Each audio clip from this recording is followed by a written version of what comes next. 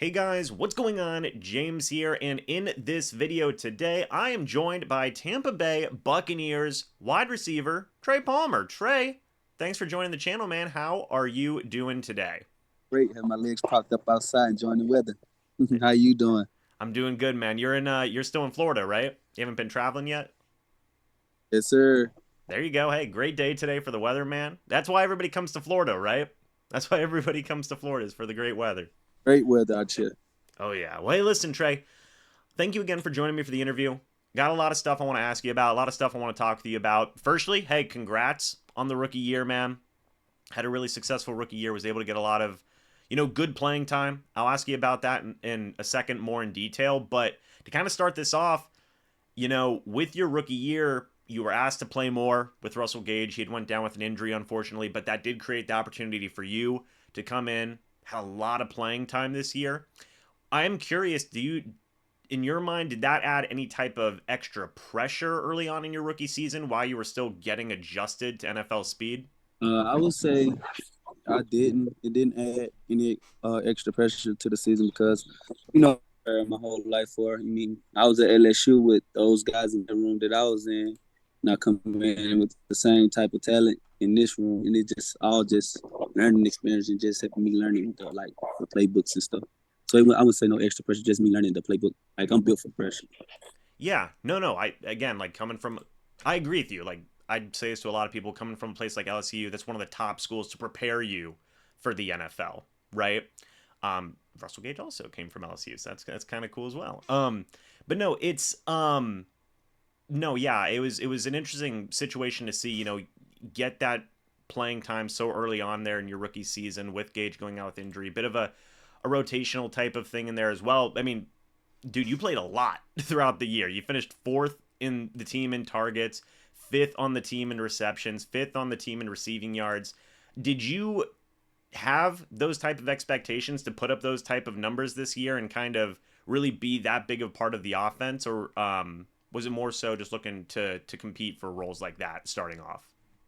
It was more so me just competing, being a competitive. I do want to say this in your rookie season. Obviously there was a lot of different types of teammates that you were around. Mike Evans, Chris Godwin, of course, Russell Gage was in that mix as well. Who would you say were some of the teammates you were able to lean on and learn from, especially given how much playing time you had this year, right? Like that was, like you said, you were ready for it for sure. But who were some of those guys that helped you along that way in your rookie season with getting as much playing time as you did? I would say the whole wide receiver room. Like it was just everybody that been there having experience, that's teaching me stuff along the way. Teach me, it's okay, to make a mistake, but make it full speed, stuff like that. And then that you just like the brotherhood in the room that we had together. I would Yeah, say the whole. awesome. Yeah, I guess to dive more specifically into like the leader, right, of or the two leaders of that wide receiver room, like Mike Evans, Chris Godwin. Um, I'm sure, like obviously coming in the NFL, those are guys that you had studied before. What was it like to experience playing with those guys as much as you did, and kind of being a part of that room? I know you talked about it being a brotherhood and whatnot. Do you mind diving a little bit deeper into that and like specifically what some of those guys did throughout this year with like Evans and Godwin and whatnot to really help you out? In the position that I am in, you really just learn from those guys. Like them is really pro. Go family receivers one day. I just was in the room just taking in everything I can my rookie season. It's just a blessing, and just me learning things from them, how to, the cheat codes to the game and stuff in that nature. It's just like all of a big blessing to me. So I still haven't soaked it in. Like I'm still amazed that I was in that room with those two type of guys. You know what I'm saying? Like it's crazy. Yeah, I mean the best part is you get to keep on going, right? I mean, for the next couple of years of your career, however long those guys are there too, you get to be a part of that group. Another guy I want to talk about too. Talk to me about Baker Mayfield because all year I was watching broadcasts, right, and constantly Baker was just on the sideline talking to you guys, the wide receiver group, after it seemed like every single drive. I've heard other players talk about Baker as a leader, just as a teammate. What was your experience like with Baker this year as, a communicator at the quarterback position, as a teammate, and as a leader as well in that locker room? He was a great leader and he was a great, teammate too. Like he would always come after us to like during practice. It's just him wanted to fix things, wanted to see what we was thinking, what he was thinking. It was just always communication. We were just building a bond. Is that something you had experienced before in the past with a quarterback? Or like is Baker's, I guess, style of leadership different than some other guys you've experienced?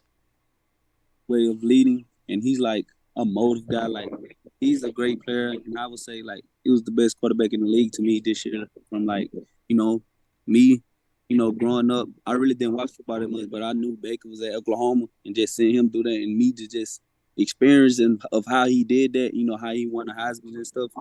It's just like it's all just still amazing. Like I'm still amazed that the season is over with so fast. Like everything just still amazing.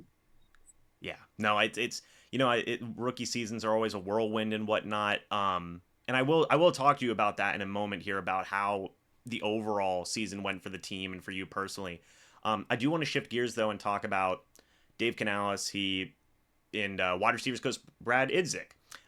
Both those guys, seemed like they were just really strong presences in the coaching, staff and in the locker room and whatnot. How was your experience working with Dave Canales and Brad Idzik? How helpful were they to you in your rookie year?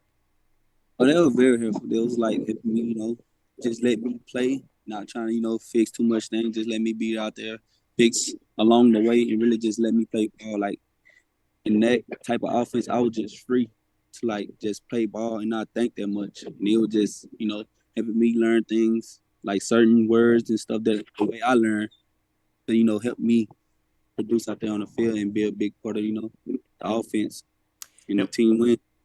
now when you say certain words, is that like terminology in the offense or The terminology in the offense, because we all came from different, systems, so they were just helping me adapt to the NFL language. You know what I'm saying? yeah, and I'm happy you brought that up because my follow up question to this is obviously Dave he took the head coaching job with the Carolina Panthers. That's an awesome opportunity for him. The Bucs are going to have a new offensive coordinator, and we don't know who that's going to be. Who knows, right? But what I do want to ask you about is when it comes to learning a new offensive system.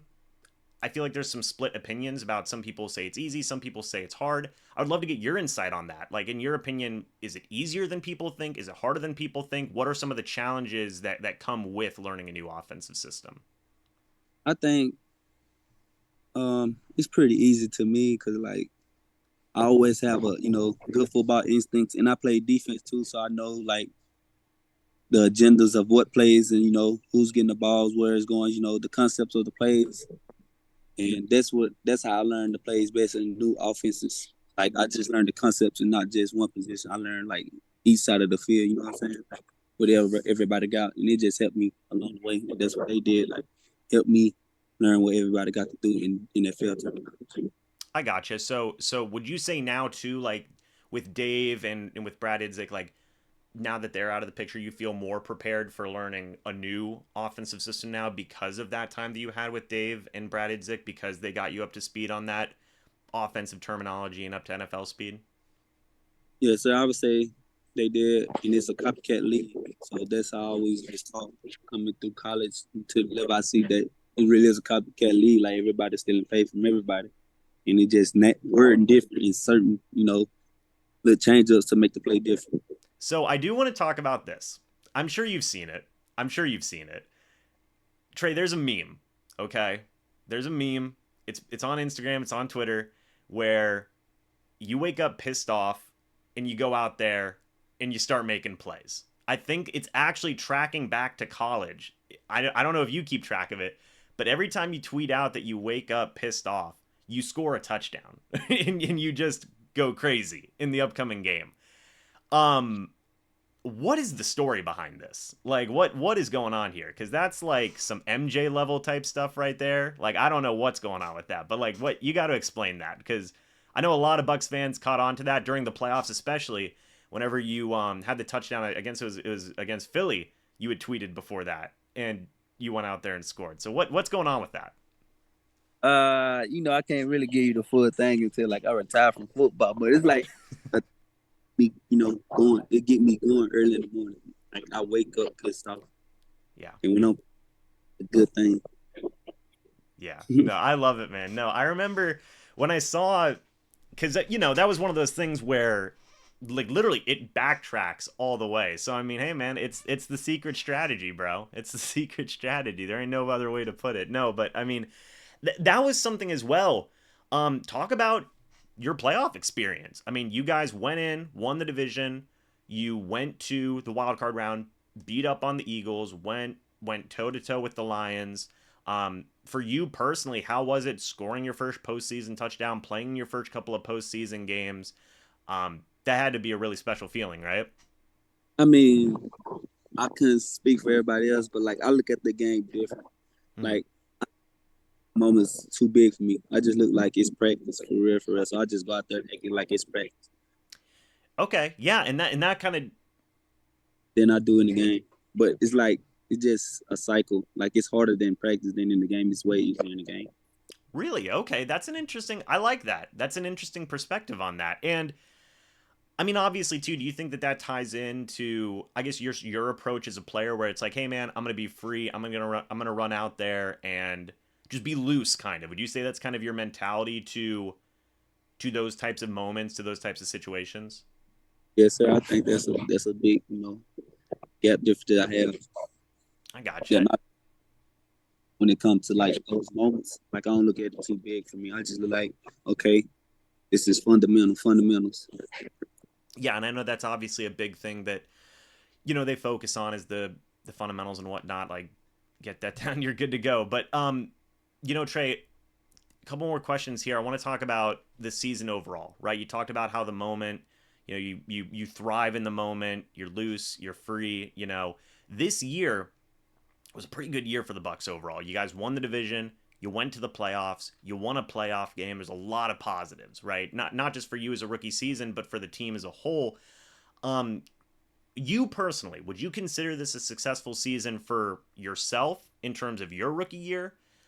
And then second part of this question is, as a team as a whole, would you consider it a success, and does it raise expectations next year for you personally and for the team? I would say for both that I just thinking it's a win because we didn't go to the Super Bowl. Everybody want to go to the Super Bowl. Everybody want to win. Everybody want to play in that. So that part, I wouldn't say we too excited about it, but I mean we did what we did. But same time we want that Super Bowl, and that's really just set the level high for next season to like want it even more that we got that close and then, finish the job. Yeah, and like obviously moving forward, do you have any specific? I mean, it sounds like team goals, right? Obviously, that locker room, that organization, the goal is Super Bowl next year, right? As it would be every year. For you as a going into your second year, do you have any types of goals in mind for what you want to do going into year number two? Help my team in the Super Bowl. That's all I want to do. See us in the Super Bowl. I want to see all my brothers happy. I got you. That's awesome too, because sometimes you'll have guys where they'll put up like personal accolades, but for you it sounds like, hey man, as long as we're winning football games, I'm loving life. Is that a fair thing to say? I got you. Well, hey, Trey, one more thing I want to say here before we go ahead and sign off. I've been noticing, okay, this offseason you've been staying busy, bro. You've been staying busy, okay? You've been streaming, Twitch streaming. I've been seeing you play Call of Duty. I've been seeing you play Madden. I've been seeing you play NBA 2K.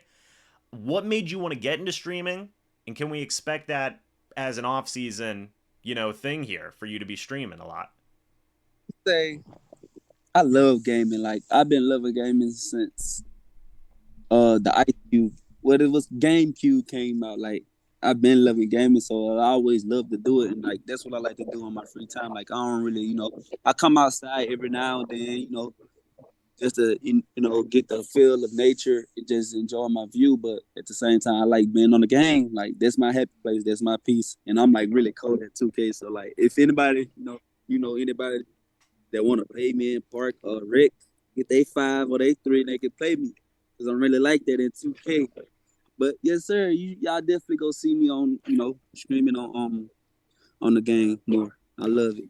Yeah, so I saw that. I was like, man, that's actually a pretty cool thing. I know like some guys are out there on Twitch kind of doing their thing, and I'll link the Twitch, your Twitch page in the comments of this video. But yeah, like how is it, is it like a different vibe just like between like playing football and stuff and then live streaming, kind of putting yourself out there, It's essentially. it's like that is like kind of the same thing how I look at football and big moments. Like it's just gaming. So when I turn on my Twitch, it's just me playing the game. So it's like the same thing, just me doing my thing, like what I love to do. Yeah, just having fun, right? I mean, just having fun. That's the best. That's the best part. Well, Trey, I always ask every guy this after we complete an interview. Moving forward, look, great rookie year. Had a lot of cool moments, touchdown in the playoffs, a great season overall for the team. Moving forward with this season and beyond, what should Bucs fans expect from Trey Palmer as a player going forward?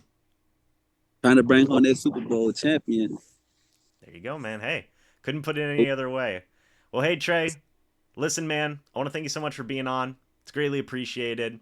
Um, would love to have you on again here in the future. Before we go ahead and sign off, do you have any final words before we go ahead and end off this video? Go Bucs. Let's get it, crew. There you go, man. Couldn't put it any other way. Well, guys, listen, thank you so much for watching this video. Hope y'all enjoyed. Go check out Trey's Twitch channel. It will be in the pinned comment of this comment section. And if you want to play him in 2K, you got to go out there and you got to go check him out on there. If you think you can compete against Trey, put your money where your mouth is, okay? Because Trey's about that life. Also, go follow Trey on social media. I will have those links down in the comments section below. Again, Trey, thank you so much for being on, man. I greatly, greatly appreciate it. Guys, thank you so much for watching this video. Hope you guys all enjoyed. And as always, guys, we'll see you all in the next video or the next live stream. But until then, and as always, guys, goodbye for now. Go Bucs. See you guys soon.